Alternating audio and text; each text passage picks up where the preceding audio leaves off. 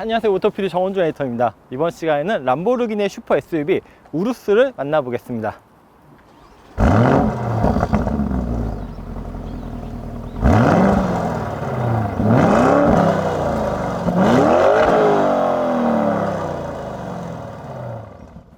우루스는 지난 2019년 전 세계적으로 4,962대가 판매되었습니다. 람보르기니 전체 판매량이 8,205대였으니 절반 이상의 판매고를 기록하며 람보르기니의 9년 연속 판매 성장을 효과적으로 견인한 셈입니다. 그런데 사실 이 우루스가 람보르기니의 첫 번째 SUV는 아닙니다. 지금으로부터 무려 34년 전 람보르기니는 LM002라는 아주 터프한 SUV를 약 7년 동안 생산한 적이 있었는데요.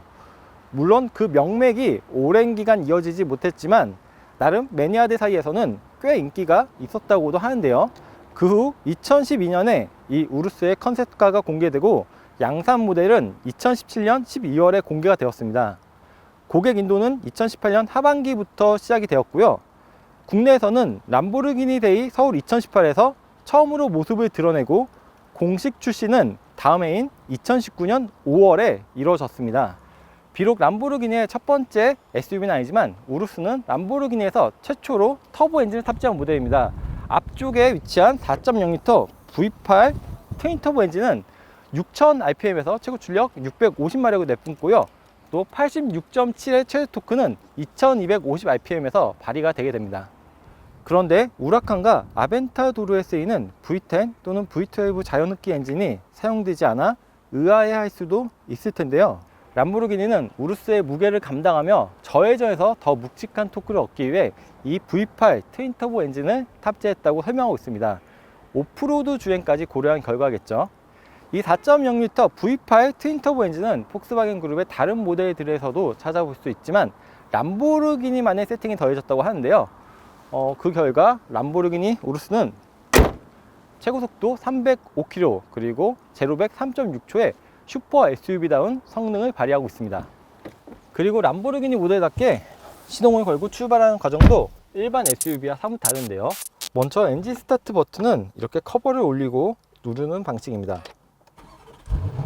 사실 이거 닫힌 상태에서도 이렇게 누를 수가 있긴 해요. 피다는 왼쪽에 그리고 오른쪽에는 매뉴얼 모드 버튼이 있고요. 후진은 위에 레버를 당겨야 합니다. 아래에는 오토 홀드 버튼도 있고요. 그런데 아무리 찾아도 D 버튼은 찾을 수가 없는데요. 출발하기 위해서는 오른쪽 패들 시프트를 한번 당겨서 1단으로 설정을 해야 됩니다. 패들 시프트 두 개를 모두 당기면 중립 모드로 들어가고요. 그럼 운전석에 앉은 김에 주행부터 해보도록 할까요? 우루스의 아니마 모드는 기본적으로 4가지 그리고 옵션을 통해서 6가지로 구분이 됩니다. 먼저 일상적인 도심 주행에 어울리는 스트라다 모드로 설정하고 이동해 보도록 하겠습니다.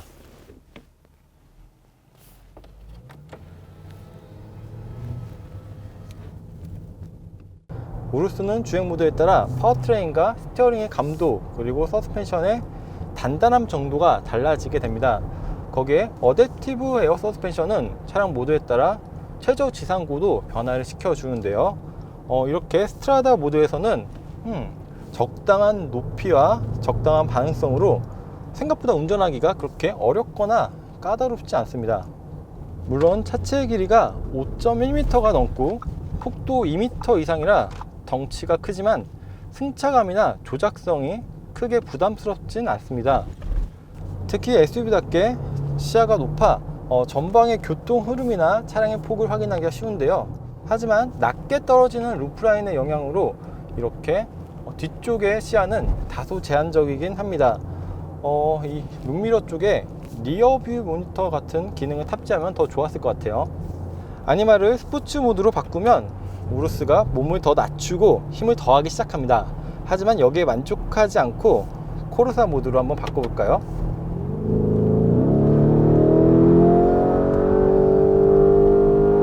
자, 엔진음이나 배기음도 즉각적으로 더 신경질적으로 바뀌고요. RPM도 높게 가져가며 변속 시점을 늦춰주고 있습니다.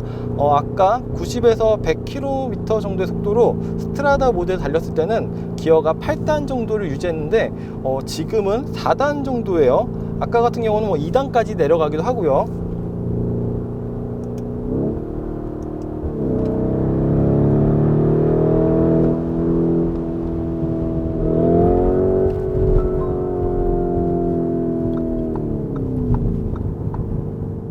그리고 매뉴얼 모드로 설정하게 되면 아무리 RPM을 낮게 가져가도 자동으로 기어를 올려주지 않아요. 이렇게 일반 도로 규정 속도 안에서는 이 코르사 모드의 성능을 절반도 온전히 체감할 수 없을 것 같아요. 우루스를 먼저 경험하신 분들이 왜 이 차를 서킷에 어울리는 SUV라고 표현하는지 알 것 같네요.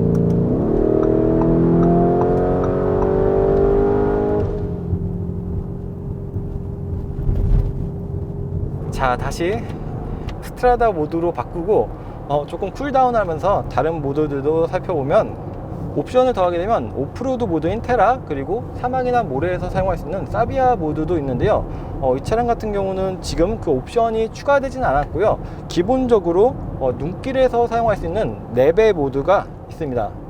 참고로 오른쪽의 에고 모드는 파워트레인, 스티어링, 서스펜션을 각각 개별적으로 조절할 수 있는 커스텀 모드입니다. 후륜 기반 토색 방식의 4륜 구동을 갖춘 이 우루스의 오프로드 성능도 기대가 되긴 하지만 굳이 이 매력적인 바디에 데미지나 스크래치를 주고 싶지 않을 것 같아요. 보통 이렇게 찾아서 험로에 가기보다는 아무래도 이런 고속주행에 더 걸맞은 차량 같아요. 실제로 이 차량의 타이어도 편평비가 전류는 35, 그리고 후륜은 30으로 고속주행에 걸맞은 타이어 셋업을 가지고 있습니다.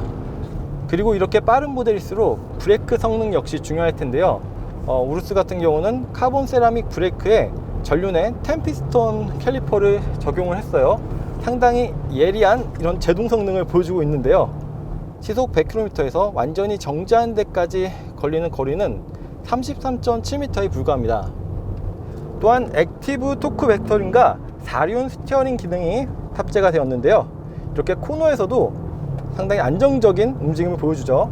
4륜 스티어링은 최대 3도로 고속에서는 전륜과 후륜이 같은 방향으로 조향하면서 좀 더 날렵한 코너링을 선사하고요. 그리고 저속에서는 반대로 전륜과 후륜이 각기 다른 조향을 하면서 좀 더 짧은 회전 반경을 나타냅니다. 이 큰 차체가 유턴하기가 좀 더 쉬워지겠죠. 뿐만 아니라 우루스는 다양한 첨단 운전자 보조 기능도 갖추고 있는데요.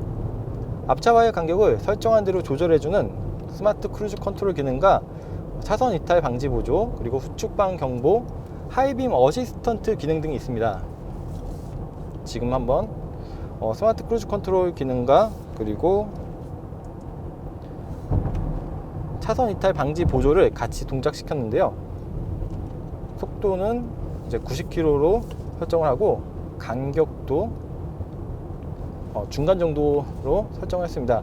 이렇게 지금 보시면 약간 굽은 길에서 코너를 저절로 알아서 이렇게 돌아가는 모습도 보여주고 있어요. 스티어링을 잡으라는 경고는 좀 빨리 뜨는데요.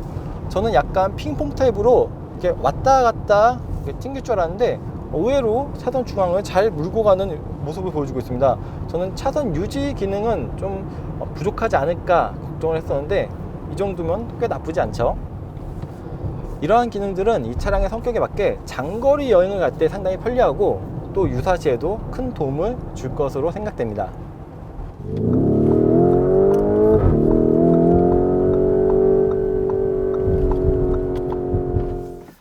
자, 2열 체험을 하기 전에 잠시 쉬면서 디자인과 편의 장비들도 살펴볼까요? 람보르기니 우루스의 디자인은 이렇게 엠블럼을 가려도 누구나 람보르기니만의 모델이라는 걸 쉽게 확인할 수가 있습니다. 온통 직선 기조의 날카로운 패밀리 룩을 담고 있는데요.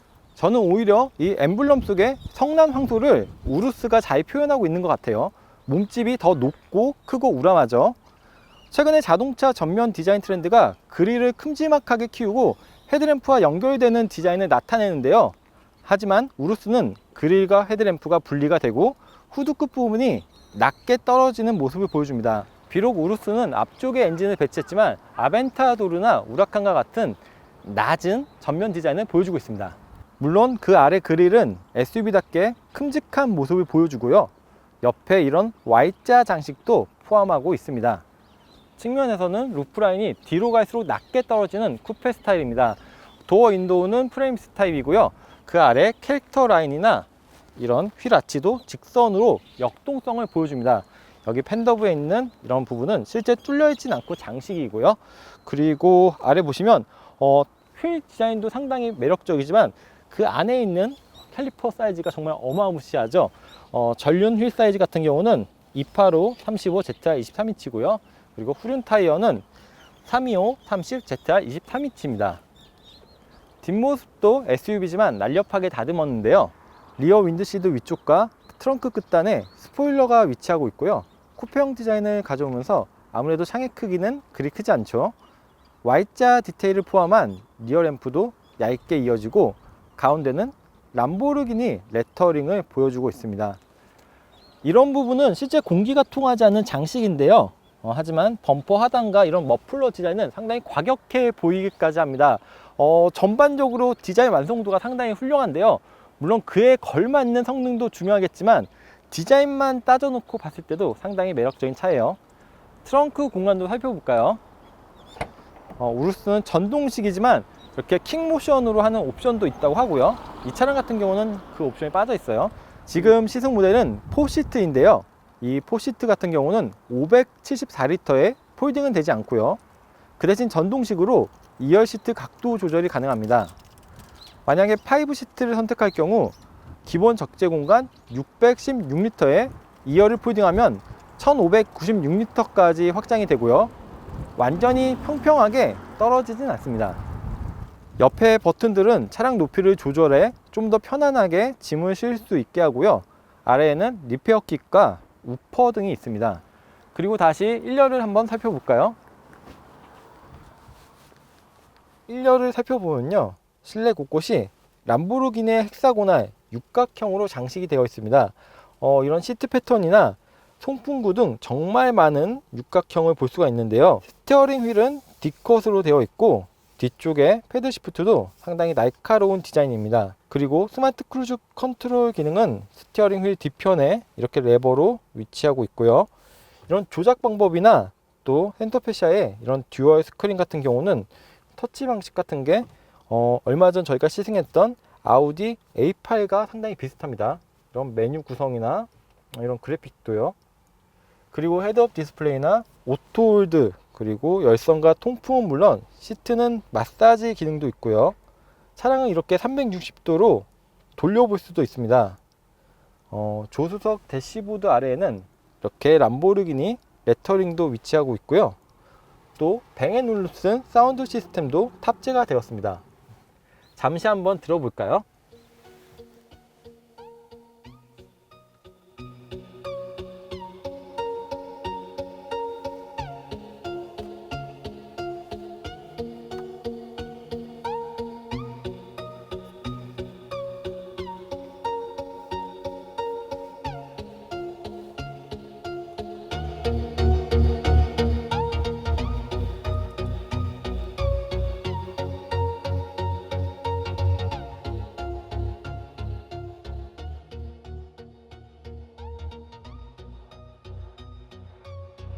그럼 이어서 뒤로 자리를 옮겨서 2열 주행 느낌도 한번 확인해 보도록 하겠습니다. 자, 이제 2열에 앉았는데요. 우루스 2열 느낌도 한번 확인해 보도록 하겠습니다. 우루스 같은 경우는 폭스바겐 그룹의 MLB 에보 플랫폼을 사용하고 있어 휠 베이스는 3003mm고요. 상당히 길죠. 3m가 넘으니까. 이렇게 보시면 무릎 공간은 상당히 주먹 2개가 넘을 정도로 상당히 여유 있는 무릎 공간을 보여주고요. 그리고 머리 공간도 루프 라인이 이제 쿠페형으로 낮게 떨어져서 걱정을 했지만 닿을 정도는 아니지만 아주 여유 있는 그런 정도는 아니에요. 하지만 위에 이렇게 스웨이드 장식이라 상당히 좀 고급스럽고요. 그리고 이쪽 가운데는 독서등이 위치하고 있고요. 전체적으로 이렇게 알칸타라 재질로, 그리고 이런 부분은 가죽, 카본과 알루미늄으로 소재나 이런 재질도 상당히 좀 고급스럽게 잘 정리된 모습을 보여주고 있습니다. 송풍구가 이렇게 옆에도 이렇게 있고요. 그리고 가운데도 이렇게 2개 송풍구, 그리고 이렇게 터치로 온도라든지 열선 시트 조절할 수 있는 기능들이 있고요. 방향까지 이렇게 조절이 되네요. 그리고 아래에는 이렇게 12V 단자 2개가 있는데요. 요즘에 트렌드 맞게 좀 USB라든지 C타입도 있었으면 어땠을까 하는 생각도 드는 것 같아요. 그리고 이 차량 같은 경우는 지금 이제 폴딩이 되지 않는 포시트로 되어 있는데요. 그 대신 스키스루가 이렇게 네, 스키스루가 있는데 스키스루를 열고 닫는 것도 네, 상당히 좀 럭셔리하게 되어 있죠. 자, 그리고 뒤를 보면은 2열 시트 역시 헥사곤이나 육각형 이런 패턴들과 이런 스티치가 상당히 고급스럽게 되어 있어요. 그리고 아까 보여드렸던 이런 트렁크 커버도 스웨이드 재질로 고급감을 더해주고 있고요. 확실히 이렇게 리어 미러 쪽은 좀 작은 그런 형태를 보여주네요. 그리고 가운데 암레스트는 이렇게 수납 공간이 생각외로 커요. 아, 여기 아까 제가 USB 단자가 없어서 좀 아쉽다고 했는데 이쪽에 USB 단자 2개가 이렇게 위치하고 있고요. 이 안에 뭐 옆에도 이렇게 천 재질로 안에 깊이가 상당히 깊고 이런 부분도 카본으로 확실히 잘 꾸며져 있죠. 차량의 전반적인 이런 디자인도 통일성을 보여주고 있어요. 그리고 여기는 뭐 스마트폰 등을 놔두기 좋은 트레이가 있고 앞에는 컵홀더 2개가 있습니다. 컵홀더가 상당히 좀 쫀쫀해요. 이렇게 흔들리지 않게 잘 되어 있고요. 그리고 옆에 도어 쪽에도 이런 음료를 여러 개 놔둘 수 있을 정도의 수납 공간이 있습니다. 또 뱅앤올루슨 스피커도 이렇게 아래 큼지막하게 있고요. 그리고 창문을 열어보면 원터치로 내려가는데 이 정도가 남게 됩니다. 차량이 상당히 좀 정숙한데 확실히 2열 창문을 열면은 이런 풍절음이 들리죠. 이렇게 닫았을 때 이 유리가 이중접합 차음 유리는 아닌데 상당히 좀 두께가 두꺼워서 꽤 정숙한 실내 공간을 선사해주고 있고요. 앞쪽의 시트는 헤드레스트가 일체형으로 되어 있는데 이렇게 가운데 구멍을 파가지고 여기서 보면은 람보르기니 레터링이 딱 보여요. 그리고 아래는 이렇게 당기는 수납 공간이 있고요.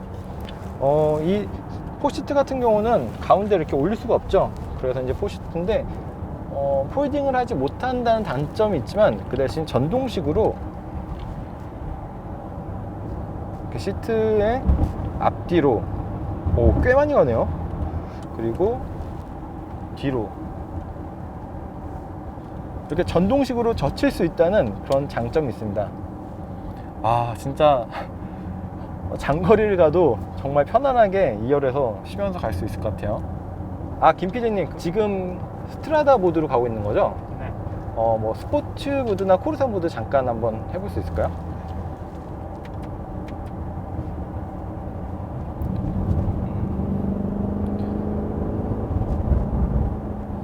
코르사 모드로 바꾸니까 확실히 2열에서도 엔진음과 배기음, 특히 배기음이 확실히 더 크게 들려오고 있죠.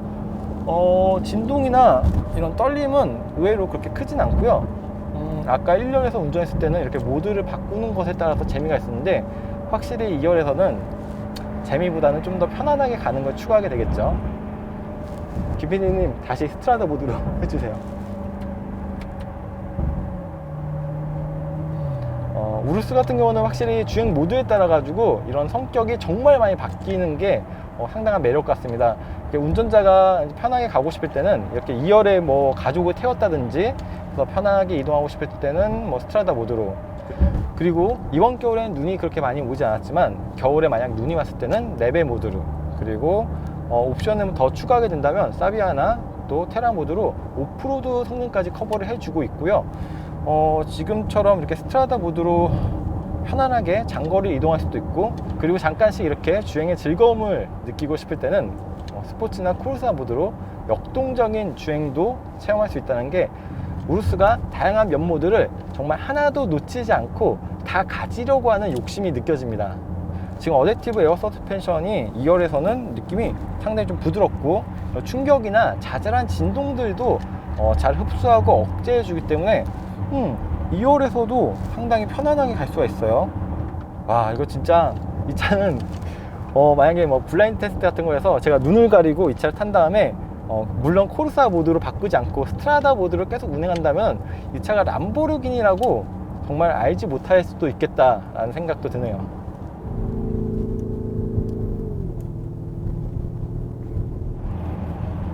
네, 이번 시간에는 슈퍼 SUV라는 수식어가 너무나 잘 어울렸던 람보르기니의 우루스를 만나봤습니다. 우루스의 기본 판매 가격은 2억 5천만 원부터 시작하는데요. 정말 많은 인기 때문에 아직까지도 출고 기간이 상당히 길다고 합니다. 과연 우루스가 2019년에 이어 2020년에도 람보르기니의 성장을 계속 견인해 나갈 수 있을지 기대가 됩니다. 네, 저는 지금까지 모터PD 정호준 에디터였습니다. 네, 감사합니다.